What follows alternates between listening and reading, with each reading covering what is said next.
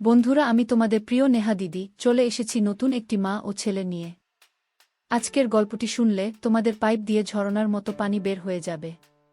আর হ্যাঁ, তোমরা যারা আমার ইমো নাম্বার চাও তারা আমার চ্যানেলটি সাবস্ক্রাইব করে রাখো। পরবর্তী গল্পে আমি আমার ইমো নাম্বার তোমাদেরকে দিব এবং তোমরা সবাই আমার সাথে ভিডিও কলে কথা বলতে পারবে। তাহলে চলো আজকের গল্পটি শুরু করি। আমার বাবা আমার যখন 10 বছর বয়স তখন মারা যান। মা তখন বিধবা হয়ে যাব। তারপর থেকে চাচা আমাদের বাড়িতে আসতো বাজার নিয়ে। আমি ছোট হলেও বুঝতাম চাচার এত দরদ কেন আমাদের প্রতি। একদিন রাতের দৃশ্য দেখে আমার এমন মনে হলো যে আমি এ পৃথিবী ছেড়ে চলে যাই। তাহলে মূল গল্পটা বলি। আব্বা মারা যাবার 4 মাস না যেতেই হেলিম চাচার আমাদের বাড়িতে রোজ যাতায়াত শুরু হয়েছে। চাচা আসলেই মা ভাত বসাতেন বা চায়ের পানি চড়াত। চাচা আসার সময় হাতে করে বাজার নিয়ে আসতো, ব্যাগ ভর্তি বাজার। মা ওনার হাত থেকে বাজারের ব্যাগ নিয়ে নরম কণ্ঠে বলে উঠতেন, ঘরে গিয়া বসেন, আমি চায়ের পানি চড়াই। মায়ের নরম কথায় হেলিম চাচা হাসি দিত। এ হাসির অর্থ আমার তখনও জানা ছিল না। বয়সটা কম, আমার 10 বছর হবে। সব জিনিস এতটা না বুঝলেও শুধু এতটুকু বুঝতাম, হেলিম চাচা আমাদের সাহায্য করছেন। না হলে প্রতিদিন আমার জন্য লজেন্স আনবেই বা কেন? আমি বস্তির ওই ঘরটাতে থাকলে উনি আমার হাতে লজেন্স হাতে দিয়ে বলতেন, নে রাসেল, লজেন্স খা। আমিও হাসি মুখে লজেন্স নিয়ে বাইরে ছুটতাম। মা আমার দিকে তাকিয়ে থাকত। দুটো লজেন্স পেলে একটা ফাহিমকে দিতাম, আরেকটা আমি খেতাম। ফাহিম আমার বন্ধু। তার বয়স মাত্র 9 বছর। একটা থাকলে সমান সমান ভাগ করে খেতাম। ফাহিম আমার ছোটবেলার বন্ধু, অনেক ভালো বন্ধু। দিনের অনেকটা সময় আমরা স্টেশনে কাটাই, ভাঙড়ি জমাই, ট্রেন আসলে কুলির কাজ করি, কখনো কখনো বাদাম বুটো বেচি। এই স্টেশনে অনেকের সাথেই সখ্যতা, কিন্তু ফাহিমের সাথে সখ্যতা আমার ছোট থেকেই। ফাহিমের বাবা মা নেই, আমাদের বস্তিতে ওর বুড়ি নানির সাথে থাকে। রাসেল বলতে শুধু ওই বুড়ি নানিই সব। স্টেশনের পাশেই বস্তি। এ জীবন কেমন তা সভ্য জগতের মানুষের উপলব্ধি করা সম্ভব নয়। সভ্য সমাজ যা জানে তার ছিটে ফোটাও আমাদের সাথে মেলে কিনা সন্দেহ। হ্যাঁ, আমরা টোকাই, আমরা কুলি, আমরা ফেরিওয়ালা। আমরা সভ্য সমাজের মানুষের মতো অত শিক্ষিত নই। আমরা দুবেলা পেট পুড়ে খেতে পেলেই খুশি হই। আজকে ভাঙবি বেশি পাইনি, যা পেয়েছিলাম তা খুব কম। মহাজন টাকাও বেশি দেয়নি, 10 টাকা দিয়েছে। ফাহিমের সাদা মুখটা আজ কালো হয়ে গেছে। সেও বেশি কিছু পায়নি। বাড়িতে কি নিয়ে ফিরবে এটা ভেবে কষ্ট পাচ্ছে। কুলির কাজ করেও শান্তি পায় না। আমাদের দিয়ে কেউ কেউ কাজ করায় না, আমরা নাকি ছোট। আবার কেউ বড় বড় সুটকেস মাথায় চাপিয়ে 2 টাকা 3 টাকা দিয়ে চলে যায়। এরাই তো সভ্য সমাজের মানুষ। কষ্ট লাগে খুব, ঢের কষ্ট নে, তুই এ 10 টাকা নে। ফাহিম আমার দিকে একবার তাকায়, আরেকবার টাকার দিকে তাকায়। কি ভাবছিস? নে ধর, চাচি তোকে বকবে রে। আমি হাসি, হেসে বলি, মা আমাকে এখন আর বকে না রে। ওই হেলিম চাচা আছে না, উনি আমাদের ব্যাগ ভর্তি করে বাজার করে দেয়। আচ্ছা, উনি কেন ব্যাগ ভর্তি করে বাজার করে দেয়? আমাদের সাহায্য করে তাই। তাহলে আমাদের সাহায্য করে না কেন? আমরাও তো 2 বেলা খাইতে পারি না। আমি আবার হাসি, হাসতে হাসতে গড়াগড়ি খাই। তারপর বলি, আচ্ছা হেলিম চাচাকে বলবো তোরেও যেন সাহায্য করে। কেমন? এবার টাকাটা ধর, চল বাড়ি যাই। ফাহিম টাকাটা হাতে নেয়। তারপর দুজনে ট্রেন লাইন ধরে বস্তির দিকে হাঁটা দেই। বস্তিতে ফিরেই দেখলাম ঘরের দরজা দেয়া। ঘরটা তো ছোট, আর একটাই ঘর। মা আর আমি মেঝেতে বিছানা করে ঘুমাই। আমাদের খাট নেই তাই মা আমাকে কাছে নিয়ে এখনো ঘুমায়। আব্বা থাকতেও আমাদের কষ্ট হতো, কিন্তু এতটা না। আব্বা আর মা দুপাশে ঘুমাতো, আর আমি মাঝখানে। কি শান্তির ঘুম! এখনো আমি বিছানায় শান্তিতে ঘুমাই। তবে আমি বুঝতে পারি মা অনেক রাত পর্যন্ত ঘুমায় না, চোখের জল ফেলে। মায়ের চোখের জল মাঝে মাঝে আমার মাথা স্পর্শ করে। আমি ঘুমের ভান করে থাকি। আব্বাকে হারানোর পর মা কেমন যেন হয়ে গেছে। তবে ইদানিং মাকে একটু ফুরফুরে মনে হয়। যবে থেকে হেলিম চাচা আমাদের বাড়িতে যাতায়াত করে তবে থেকে। আব্বা মারা যাওয়ার পর মা তেমন সাজগোছু করতো না, এখন একটু সাজগোছু করে। ভালোই লাগে আমার, সবকিছু এত ভালো চলতেছে। হেলিম চাচার মতো মানুষ যদি আরো অনেক থাকতো তাহলে বস্তিবাসীদের এত কষ্ট থাকতো না।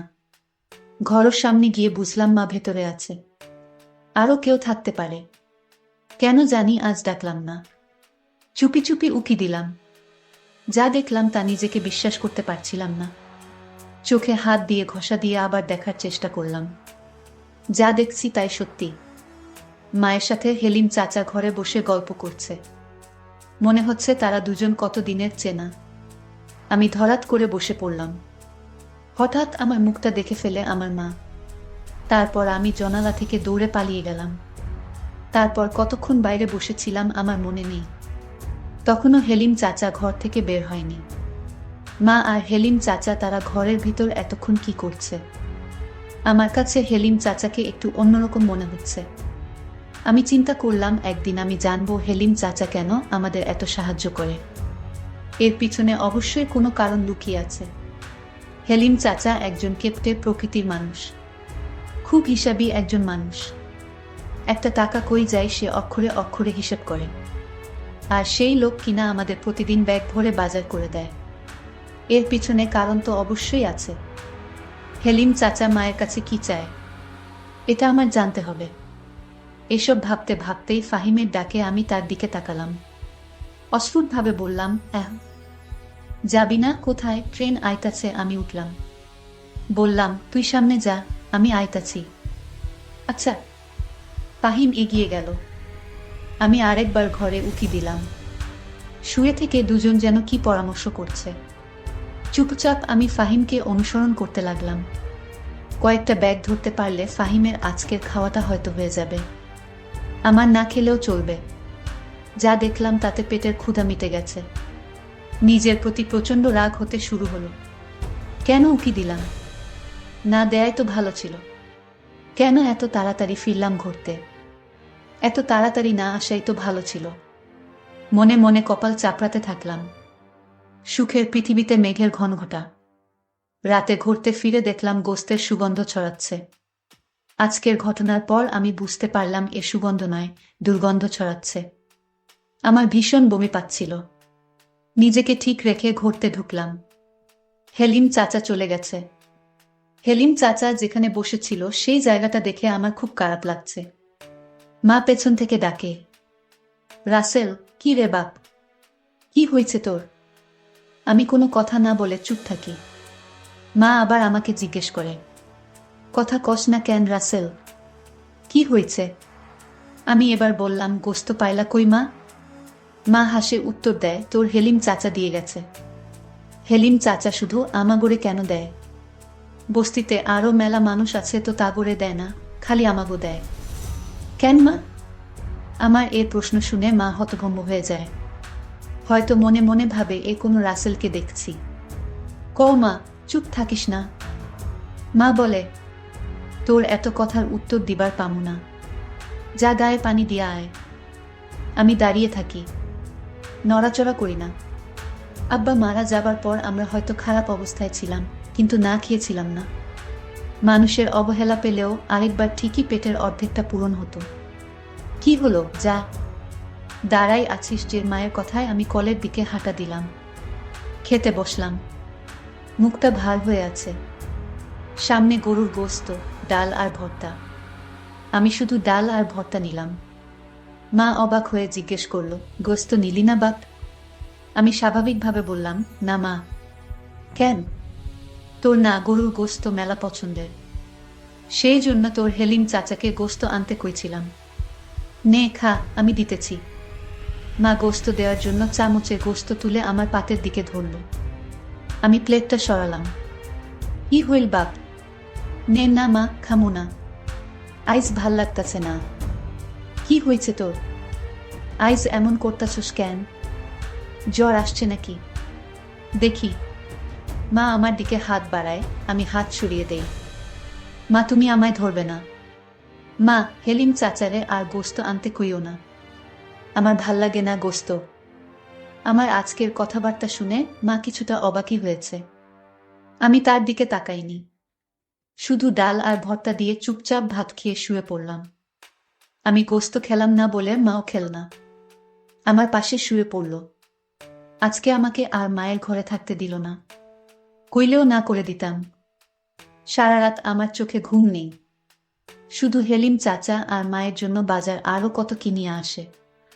আমি এর মানে বুঝতে পারলাম না। আমার বয়স 10 হলে কি হবে? আমি তো কিছু হলেও বুঝি, এমন না যে আমি কিছুই বুঝি না। আমি এসব ভাবতে ভাবতে ঘুমিয়ে গেলাম। সকাল সকাল ঘুম থেকে উঠে স্টেশনের দিকে হাঁটা দিলাম। এখনো স্টেশনের মানুষ সেভাবে জাগেনি, ট্রেন আসতেও দেরি হবে হয়তো। আমি অস্পষ্ট আলোতে ট্রেন লাইনে বসে পড়লাম। পেটটা ক্ষুধায় চোচো করছে। রাতে ঘুম হয়নি, জেগেছিলাম বেশিরভাগ সময়। শরীরটা ক্লান্তও লাগছে, মনের মধ্যে রাগ যেন ফুসলে উঠছে। নিজেকে নিয়ন্ত্রণ করতে কষ্ট হচ্ছে। আস্তে আস্তে রোদ উঠছে, দু একজন করে লোকের আনাগোনা চলছে। রোদের ঝিলিক গায়ে লাগতেই অসম্ভব ভালো লাগা কাজ করছে। গতকাল ওই ঘটনার পর এই প্রথম ভালো লাগছে। হঠাৎ কার যেন স্পর্শ অনুভব করলাম। পেছনে ফিরে তাকালাম। মা! কি রে বাপ, সকাল সকাল এখানে কি করস? এ কথা বলে মা আমার পাশে বসে পড়ল। আমি নিজেকে নিয়ন্ত্রণ করার চেষ্টা করছি, যাতে মা কিছু বুঝতে না পারে। কে যেন বলেছিল, মা খারাপ হলেও সে মা। মায়েদের কাছে তাদের সন্তানরা রাজপুত্র। আমি জানি মা আমাকে কতটা কষ্ট করে মানুষ করছেন। হঠাৎ বাবার মৃত্যুটা আমাদের ভীষণভাবে কষ্ট দিয়েছে। মাকে আমি ভালোবাসি, খুব ভালোবাসি। আমি মায়ের দিকে তাকালাম। সকাল সকাল ঘুম ভাঙল, তাই এইখানে বইসা আছি। তুই এইখানে কি করিস মা? মা হেসে বলল, তোকে বিছানায় পাইলাম না, ভাবলাম কই গেল পোলাটা। কই আর যাম মা, আমার তো যাওনের জায়গা নাই। মা আমাকে জড়িয়ে ধরে হুহু করে কেঁদে উঠল। বলল, এমন কথা কইস বাবা, তুই যে আমার বাপ। আমার বাপ মরার পর তুই আমার সব, আমার দুনিয়া। মা তুই বাড়িতে যা, ট্রেন আইতাছে, দেখি কেউ কান দেয় কি না। মা আমাকে ছেড়ে দিয়ে বলল, তাড়াতাড়ি বাড়ি আয় বাপ, চাল ভেজে চা করি। আচ্ছা মা। মা চলে গেল। আমার মনটাও নরম হয়ে গেল। মা তো মাই হয়, মায়ের কাছে দুনিয়ার সব কিছু মিথ্যা। মা এমনই একজন যার মুখের দিকে তাকালে সব কষ্ট যন্ত্রণা ভোলা যায়। ট্রেন আসলো। আমি দৌড়ে গেলাম। যাত্রী আছে কিছু, কয়েকজন ভদ্রলোক নামছে। আমি এগিয়ে গেলাম। স্যার, সুটকেস, ব্যাগ ধরতে হইব। কালো কোট প্যান্ট পরা লোকটা বলে উঠল, পারবি তুই? অনেক ওজন কিন্তু। আমি হেসে বললাম, পারমু স্যার, এটাই তো আমার কাম।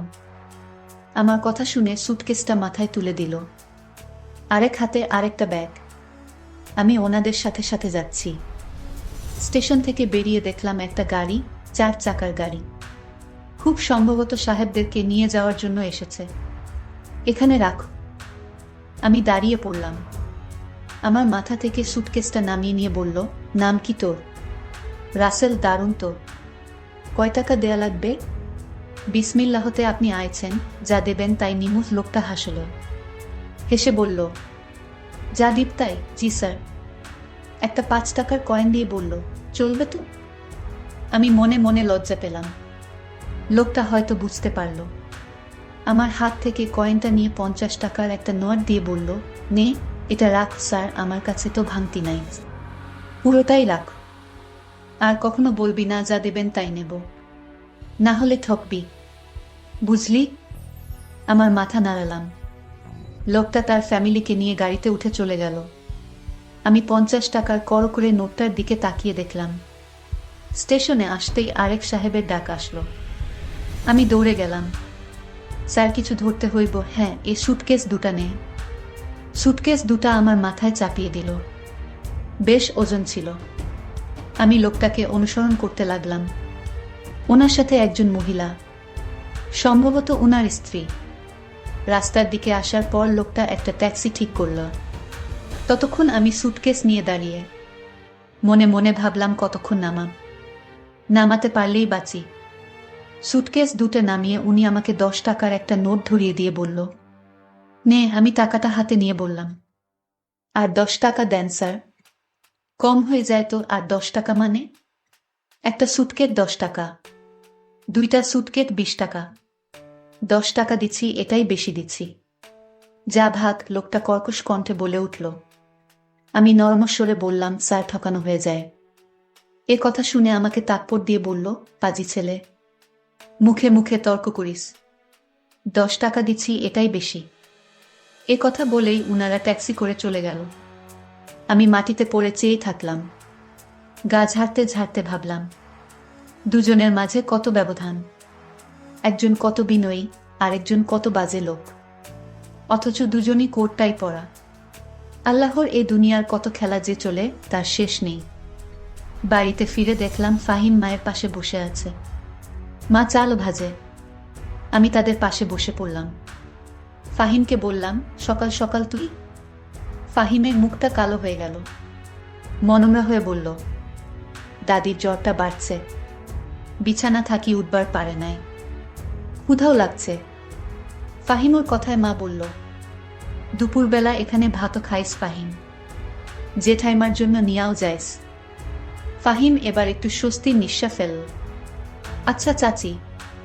চা আর চাল ভাজা খেয়ে ফাহিম শহর স্টেশনের দিকে ছুটলাম। কিছুক্ষণ পর ফাহিম বলে উঠল, তোর পেছনে ধুলা কেন? আমি পেছনে ফিরে তাকালাম। দেখলাম সত্যি সত্যি অনেক ধুলো। ঝাড়তে ঝাড়তে বললাম, এক সাহেব বেটায় ধাক্কা দিয়ে ফেলে দিছে। ধাক্কা মারছে কেন? দুইটা সুটকেস জন্য 10 টাকা দিচ্ছিল, 20 টাকা চাইতে ধাক্কা মারল। ফাহিমর মনটা খারাপ হয়ে গেল।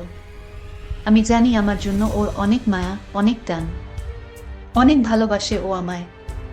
আমি 50 টাকার নোটটা বের করে ওর হাতে দিয়ে বললাম, নে ধর। 50 টাকার নোট দেখে অবাক হয়ে আমার দিকে তাকালো। এত সকাল সকাল 50 টাকা কই পাইলি? আমি সহাস্য মুখে বললাম। আরেক সাহেব বেটায় খুশি হয়ে দিছে।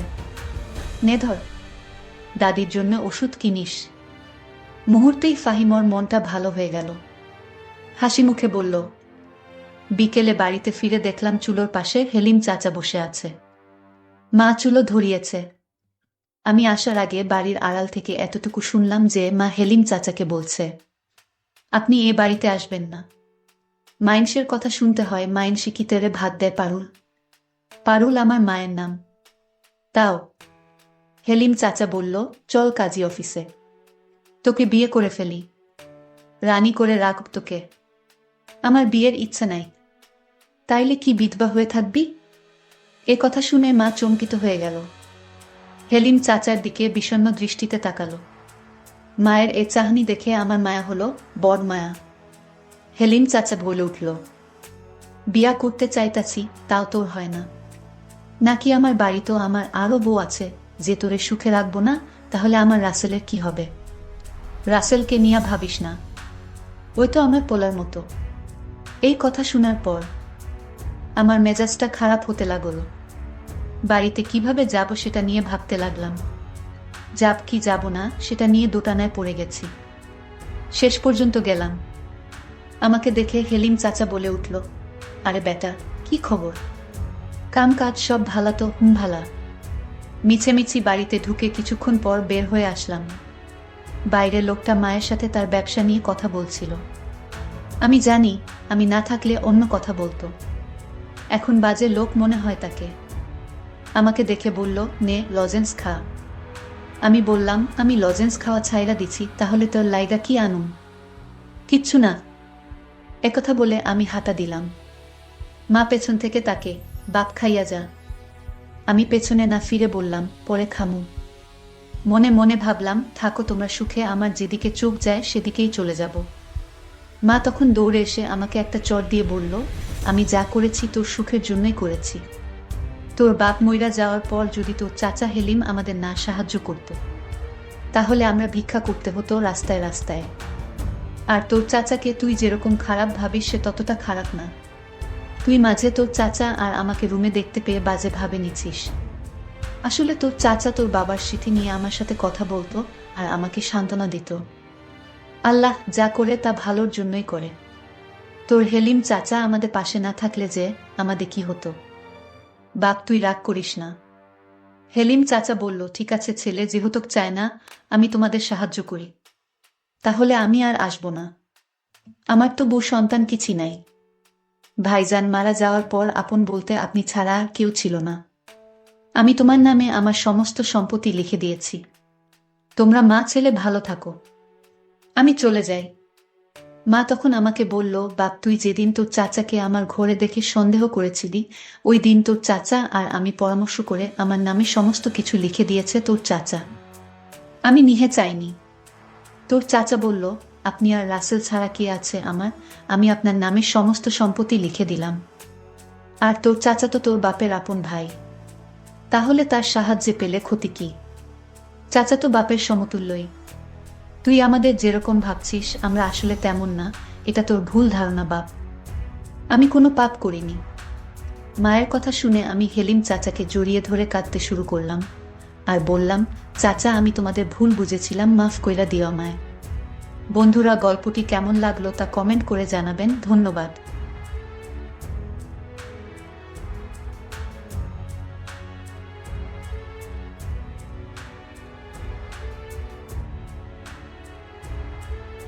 বন্ধুরা, তোমরা যারা আমার ইমো নাম্বার চাও তারা আমার চ্যানেলটি সাবস্ক্রাইব করো, কেননা পরবর্তী গল্পে আমি আমার ইমো নাম্বারটি তোমাদেরকে দিব। যারা আমার চ্যানেলটিকে সাবস্ক্রাইব করবে, আমি শুধুমাত্র তাদের সাথে ভিডিও কলে কথা বলবো।